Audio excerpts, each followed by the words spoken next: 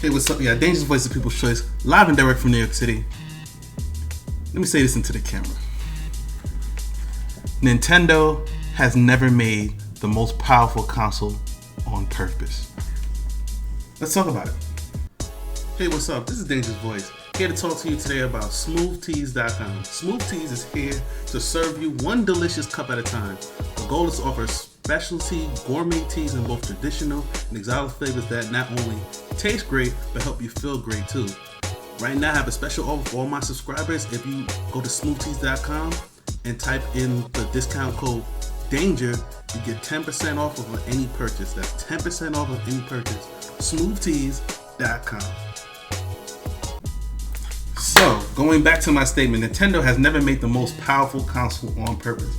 With the announcement of the new Nintendo OLED Switch, many were expecting a new, more powerful Switch that probably can compete with at least the PlayStation 4 and the Xbox One. Something just a little bit more powerful than what they're getting. Maybe a 4K Switch, maybe with better graphics, a better processor, a more powerful system that they can take on the go. People were expecting this really powerful Switch, and all we got was a Switch with a brand new OLED screen, some enhanced audio. It does have more RAM. It has I think it does have more RAM or more hard drive space. I believe it's more hard drive space. I think 64 gigs of hard drive space. Like you're getting some quality of life updates, but not like that powerful, super powerful Switch that everybody was hoping for. And what I said at the beginning of the video, they have never made like the most powerful console or a powerful console on purpose. You can go all the way back to the Game Boy. At the time, the Game Boy, out of all the handheld systems, was the weakest one on the market. The Atari Lynx and the Game Gear were better. They were better graphically, and they had better screens. The Game Boy had that, that big green monochrome screen, was this big clunky device. Like, we all loved the original Game Boy, but you have to remember that it wasn't the best technology back then. That screen was terrible. But it was a handheld gaming system that had really great games. And one of the things that a developer at Nintendo said at the time was, there are better offerings on the market, more powerful systems on the market. How come you didn't make something to compete with those systems that were out at the time, the Atari Lynx and the Game Gear? And the developers, and one of the Nintendo developers said that the cutting edge technology actually drives up the price of the console. By using the available technology, the technology that we have available to us that we already know how to use, we can maximize the technology and get all that we can, we can squeeze the juice out of all this technology that we already know how to use and make better quality games, because we already know how to use it. So we don't have to spend time learning how to use this cutting edge technology, because essentially the cutting edge technology, the technology itself is driving up the cost, and then the research and development and learning how to use it drives up the cost of the console. Because one of the things that a lot of people didn't have a Game Gear or maybe an Atari Lynx is because it was out of their price range. It was more than they were willing to spend. So because of that, there was a lot of people didn't get it. Then it came with its own sets of issues because of the fact that it was cutting edge technology, and at the time, they used backlit screens, which they looked great. Everything looked awesome, but there weren't many charging or power options for those systems. Way back then when they first came out, they weren't the lithium batteries and the rechargeable battery technology that we've learned how to utilize now. So it came with its own set of issues. So Nintendo always opted to go with what was more cost effective. Historically, Nintendo has never taken a loss on hardware. So Sony and Microsoft now, and whenever they release a new system, what happens is they're taking a loss on the hardware. They're losing money on each console that they sell in the first 3 to 4 years of its life cycle. On the back end, when that technology becomes cheaper and more affordable because it's been available for a longer period of time, that's when they start making money on the hardware on the back end of the life cycle of the thing. Because once they have this, because it's a console, it's not like a PC. So a console, once you set the specs and they set the specs, that's it. That's what the specs are going to be, or that's what the hardware is going to be for the life cycle of the console. So a normal console generation is anywhere between 7 and 8 years. Sometimes longer, like with the PS3 and Xbox 360 generation, where it was 10 years. But it's usually 7 to 8 years is a console generation. So with that, they make money on the back end and not the front end. They lose money because what they're using is that cutting edge technology. Of course, that research and development into learning how those things work. And so it drives up the cost of the system.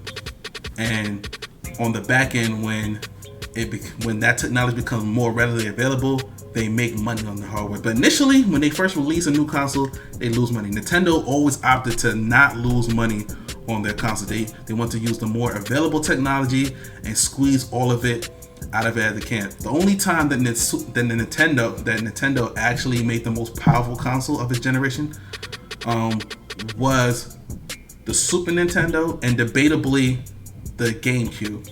Now, the Super Nintendo definitely was the most powerful console of its generation, more powerful than the Sega Genesis. And this is because it came out two more years after the Sega Genesis. Sega Genesis came out first, then the Super Nintendo came out 2 years later. So they had more time to spend with the technology, and they had 2 more years of research and development into the technology. So of course, when it came out, all the specs on paper was better. Now, Sega always claimed to have blast processing, and one of the things about that is, I think the Sega Genesis had a really good processor that the Super Nintendo didn't have, and it was able to do a little more. But like overall, Super Nintendo, all their specs were better. It was just like the Sega Genesis had this really super processor, and they tried to advertise that and all that stuff. But by every other metric, it was weaker than the Super Nintendo. So that was the only time where when Nintendo had like the most powerful hardware on the market, and that wasn't pretty much an accident. Like Sega was just trying to come out with their stuff first. Sega has a history of trying to rush their products to the market first. Sega Saturn, Sega Dreamcast, like they have a history of trying to rush to the market first. So we all know what happened to those 2 systems. I would say the only time Nintendo had competitive hardware, meaning that it was on par with what else was out, was, like I said, the Super Nintendo I just named, and the GameCube, where the specs in a lot of areas was better than Xbox and better than PS2. Like really, as far as powerful hardware, it was really between the Xbox and the GameCube. PS2 was like dead last as far as those 3 in a lot of areas.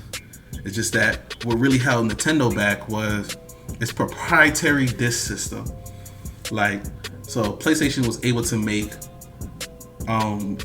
fully utilize the full length DVDs, where like Nintendo had a proprietary system where even though they had that powerful hardware, they didn't have that media to back it up. So that's what really held it back in that generation. But I made this video to say, with the announcement of the Switch, like Nintendo, I was expecting this from Nintendo. I was kind of like, well, historically, if you look at what happened through history, like this is what has always happened with Nintendo. Like this is what always has happened. Like they never really sought out to compete as far as hardware on purpose. Like a lot of times, like both times when they've done that, they just used what was available and got what they could out of it. And then only 2 times in their history where like they had competitive hardware.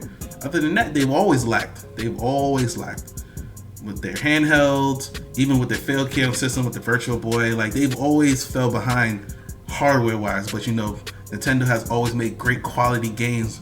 They've done